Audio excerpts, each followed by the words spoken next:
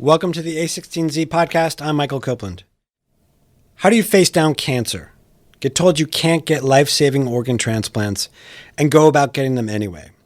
And in the middle of that mental and physical storm, how do you find the thing that you and only you were meant to do and start building it? One person who has the answers is Jim Gilliam, the founder of Nation Builder. And he's got the answers because that is exactly what he had to do, all of it. It's given Gilliam a clear philosophy on life and on being a leader. And what he's learned along the way, he says, is something everyone can tap into.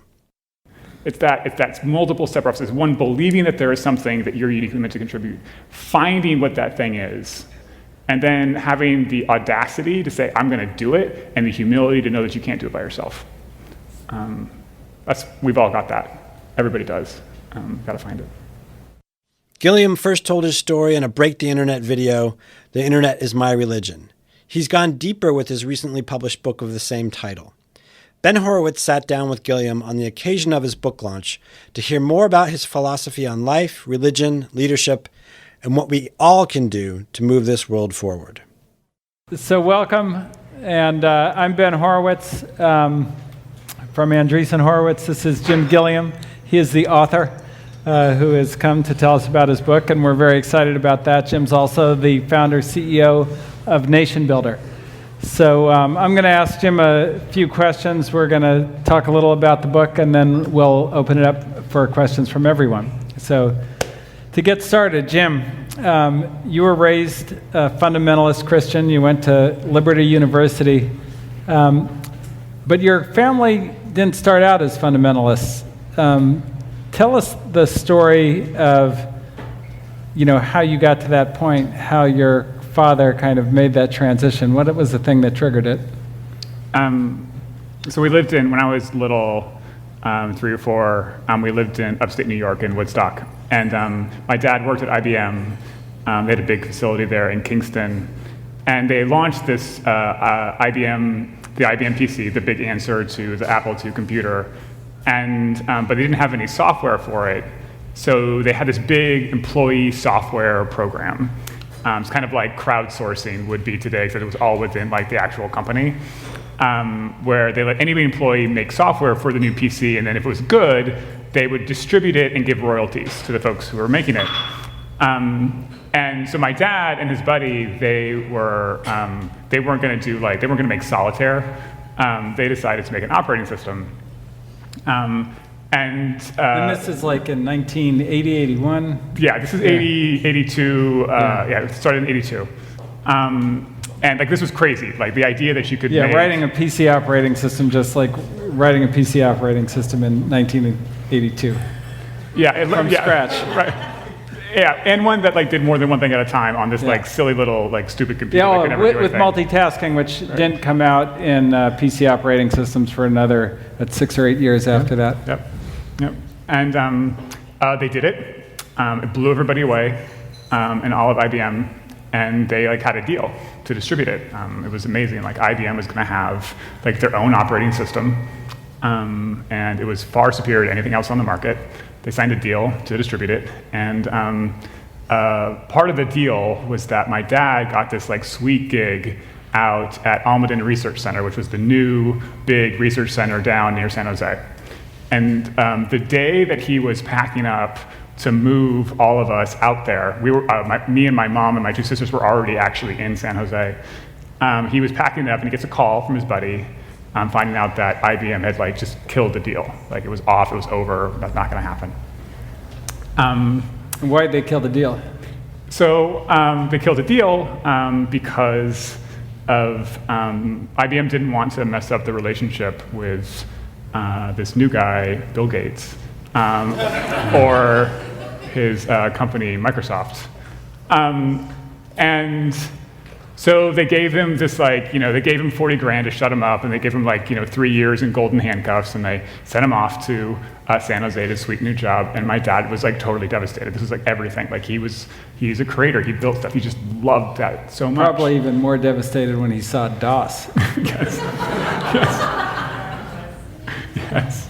I spent a lot of time sitting next to him watching him type in DIR over and over again. So we moved to San Jose, and our house happened to be right across the street from this giant megachurch. So this is the early 80s. It was the first of this kind of new form of church. There were like thousands and thousands of members, and we'd been Christians, like technically, but not really like into it. Like we didn't even go to church necessarily every Sunday up to that point. But when we came to San Jose, we started going to this church, and it just sucked us in. It was incredible. I mean, it was this whole community. There was like sports leagues for all the kids. Like my dad coached soccer and baseball, and it was a whole thing. And but they had all these small groups and Bible studies, and they had these things called shepherding groups. My dad got involved in that, but he became really radicalized by some of the pastors there. In some of the books that they read, he thought about becoming a missionary. And I believe that he was trying to fill that hole that had left in sort of wanting to believe in something so much. He believed in IBM. It was the only company he ever wanted to work for. He like stopped going to school because like they were like, hey, come on, please work for us right now, because he was brilliant. And they ripped it all away. He lost total faith in that, and he threw it into Jesus. And that's how we became Christian fundamentalists. Pretty good story. This is why you need to read the book. Like, it's just a story after story that good. So you were raised fundamentalist Christian, but then at some point you lost your faith. Tell us about that. Yeah, so growing up, obviously there was all this, a lot of Jesus. We were bros. But the internet, like the online and all of that stuff was happening as well. This is sort of before the internet was really a thing. There's like BBSs, and all the old school people here will know what I'm talking about. Trade wars, that was my thing. So there's these like two kind of like almost opposing forces going on for my attention and my passions and whatnot. But as I grew up, I sort of went to college, went to Liberty University, and then I got cancer. Liberty is Jerry Falwell's university. It's the opposite of Liberty. Yeah. There are an immense number of rules. Like literally Google the Liberty Way, and you will see all the different rules. Like there's about like the lengths of skirts and like the whole thing. But I got cancer, and that just really jolted me, as you can imagine. But even more so, my mom got cancer too, at the same time. 2 weeks after I was diagnosed, we were actually in the same hospital. I was like, Mom, there's a clinic downstairs, go and check it out, get checked out. And she died 5 months later, and I survived. And, as you can imagine, that's a big thing. Had a lot of survivor's guilt, trying to understand why did God save me and not her? She's such an amazing person. So that was like the first shot. I stopped going to church. I was really disillusioned with all of it. But if you had asked me, in fact, if people who did ask me at the time, like, so do you still believe in God? And I'd be, absolutely, he's just an asshole. But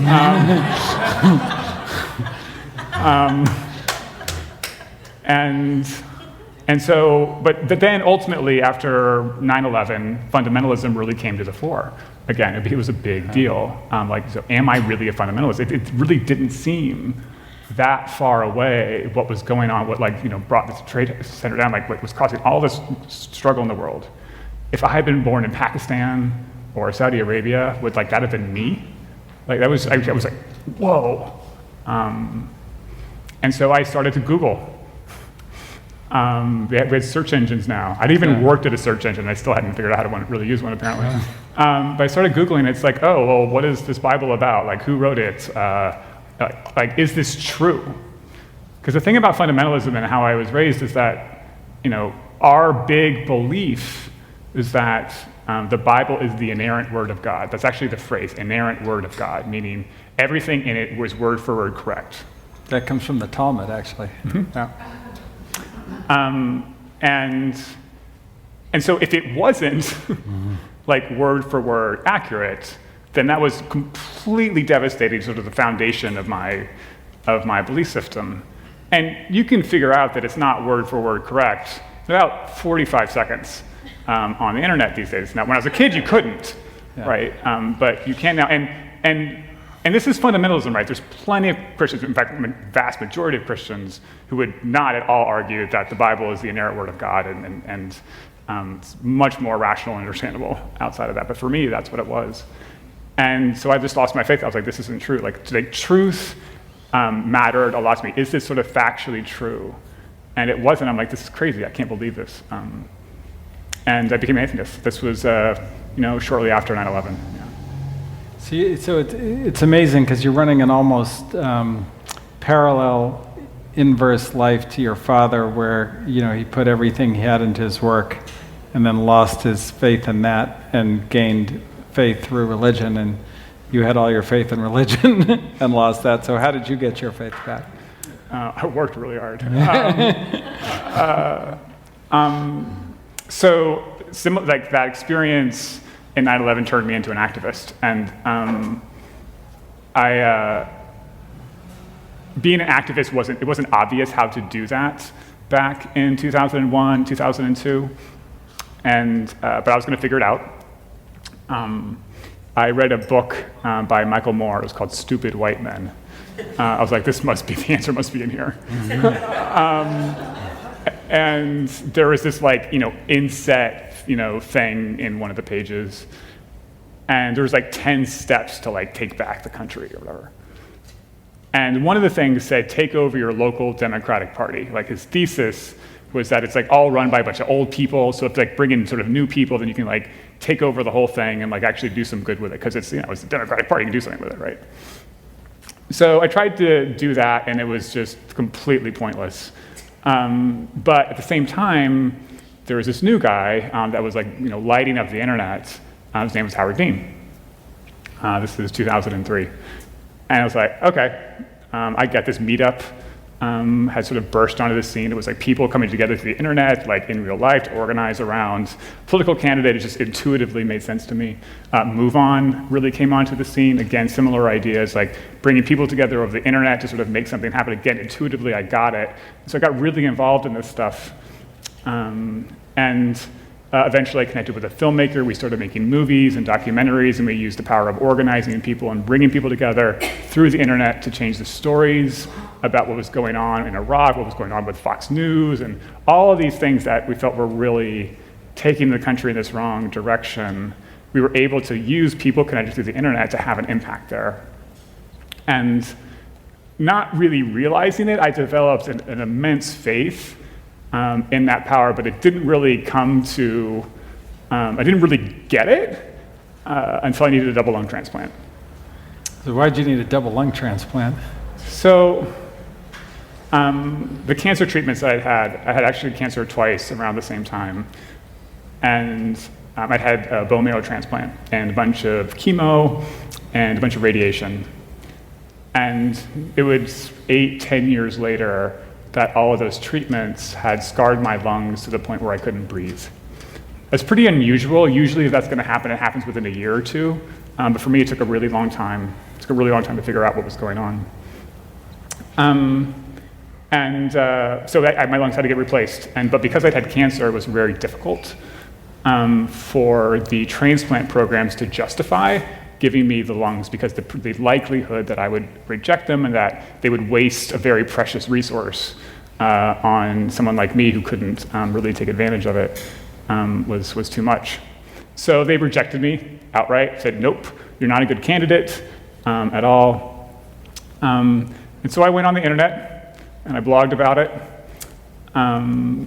I vented a lot. I threatened to register UCLA surgeons are pussies.com.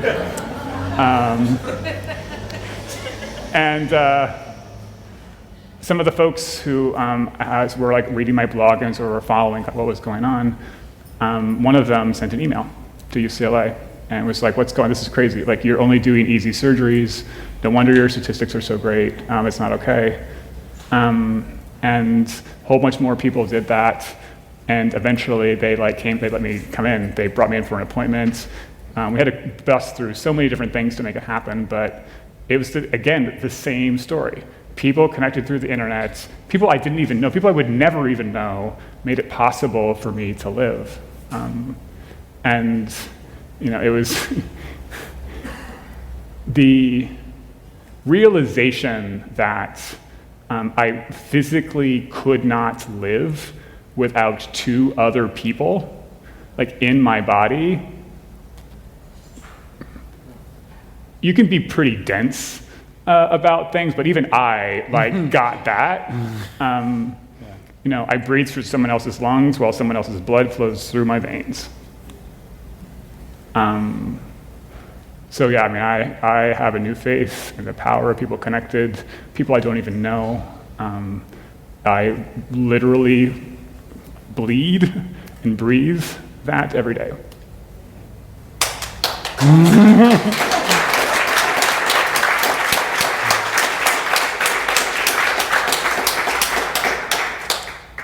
And kind of out of your faith has come a life philosophy, if you will,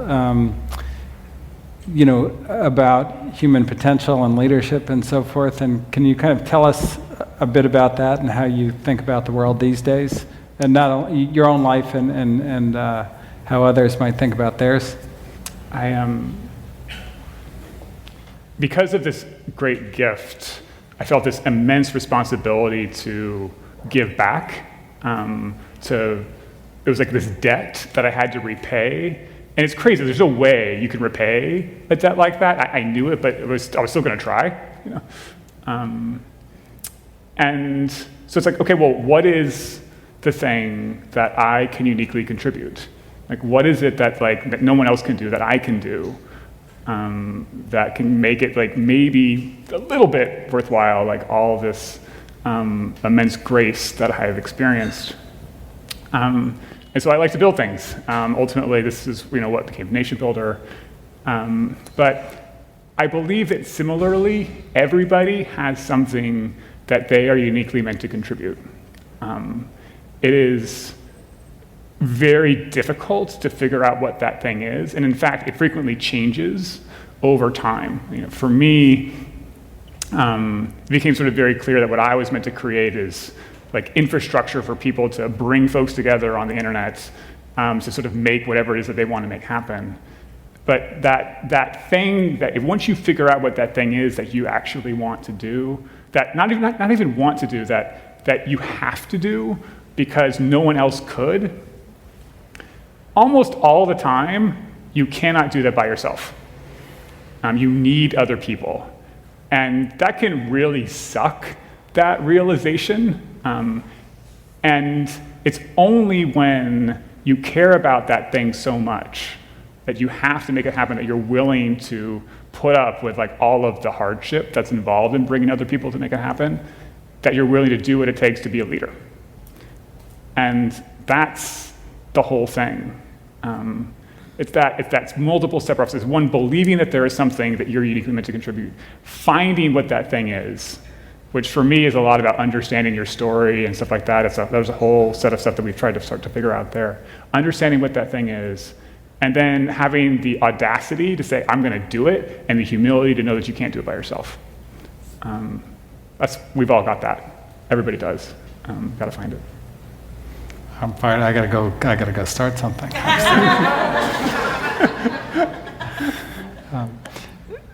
So kind of one last question.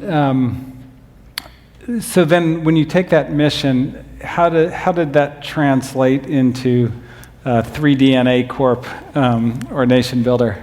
And why Nation Builder? And what's the mission of the company and what are you trying to do there? So 3DNA Corp, as you can imagine, when I was waiting for the transplant, I had this realization that there was going to be 3 different DNAs in my body. And I was like, this is amazing. If I live, I'm going to start a company called 3DNA. I have no idea what it's going to do. And that was the thing that kept me going, was that I'm going to get better so that I can build something again. And that process started with like, okay, this idea of bringing democracy to democracy. That was like the idea after I got the transplant and Obama had gotten elected and stuff like that. And I didn't really know what that looked like, but I thought that there had to be something there that no one was really looking at. And I started working with a congressional candidate in New York on what I thought was like a campaign platform. You know, it'd be like social media, volunteers, and things like that. And as I was working with her, I realized that the problems that I was solving here were just like the problems that had to being an activist and organizing people around the movies, just like the problems that we'd had in like organizing people to help me get the lungs. It's leaders bringing together this loosely knit group of people to just make something happen. And that's called leadership. It's existed for a really long time.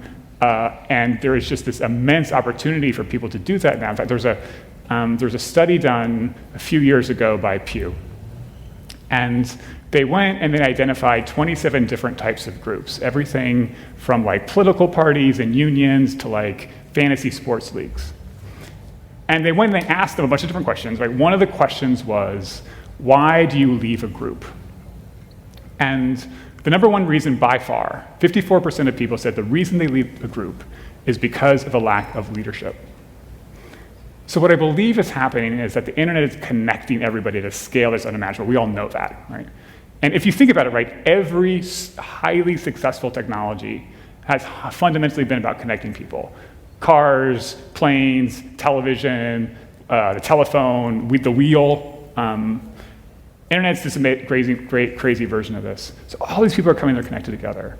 But then because of a lack of leadership, all of that potential is just getting squandered. So if we can connect that thing that each of us is uniquely meant to contribute in the world, that thing that is in us, if we can find that, and we can connect it with all the people that genuinely want to come together to build communities and sort of be connected with each other, to like tap into that and become leaders of that to sort of actually then make that happen.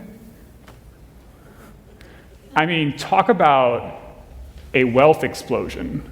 I mean, it's like even just 1% more of that, 2% more of that would just be like world changing. And so that's the vision behind Nation Builder. We're in the trenches, like building that infrastructure for when there's something you care about so much that you're willing to like become a leader. You're willing to sort of do what all of that takes. Like, it's not easy, but the technology is possible now. We've got it all in one system. We can like do all the different things to kind of help you keep track of all of it and help lead people to making things happen, all those things. But it still requires you to really want it and be willing to make all those sacrifices, something that Ben talks about all the time, particularly with me. So, yeah. You have to make yourself uncomfortable all the time. Yeah. Okay, well, thank you, Jim. That was pretty awesome stories, yeah.